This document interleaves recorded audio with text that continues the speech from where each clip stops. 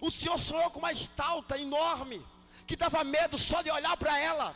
A sua cabeça era de ouro, o seu peito e os seus braços eram de prata, o seu ventre era de bronze, o cobre, e as suas pernas de ferro, e os seus pés ferro misturado com barro. O rei parou e disse: foi isso mesmo que eu sonhei. Porque na verdade ele lembrava aquilo que ele tinha sonhado. Ele queria saber se existia verdade no coração dos seus magos. Ele queria saber se existia verdade no coração dos seus encantadores. E Daniel começa a revelar aquilo que ninguém poderia revelar para ele. Daniel começa a dizer: rei, quem está acima de ti? Ninguém. O Senhor és a cabeça de ouro. Não foi Deus quem te deu todos os reinos da terra? Não foi Deus quem te levantou acima de todos? Quem é que manda no Senhor? Ou seja, naquele tempo o rei Nabucodonosor governava a terra. Naquele tempo o rei Nabucodonosor já tinha tido muitas vitórias.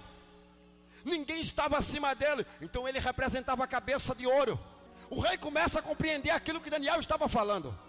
Daniel diz: só que depois de ti se levantará outros reinos, mais fraco que o teu, ou seja, a prata, o bronze, o ferro e o barro. Mas um vai sempre superar o outro. Daniel estava falando da Média Pérsia. Daniel estava falando de Dário e Ciro, que viria logo depois da morte do rei Nabucodonosor, no tempo de Belsazar, e iria vencer. Daniel estava falando do urso com 3 costelas na sua boca. A Bíblia diz que um certo dia o rei Belsazar estava na sala do trono festejando com os seus companheiros e 1000 dos seus homens e as suas concubinas, quando entra o reinado da prata e lança por terra o reinado do ouro. E a Bíblia diz que assim sucessivamente foi acontecendo. A Bíblia diz que depois de Dário e Ciro veio também a Grécia, o seu reinado de bronze, e veio massacrando e tendo várias vitórias, sendo representada pelo leopardo, com 4 cabeças e 4 asas, rápido, com as suas vitórias.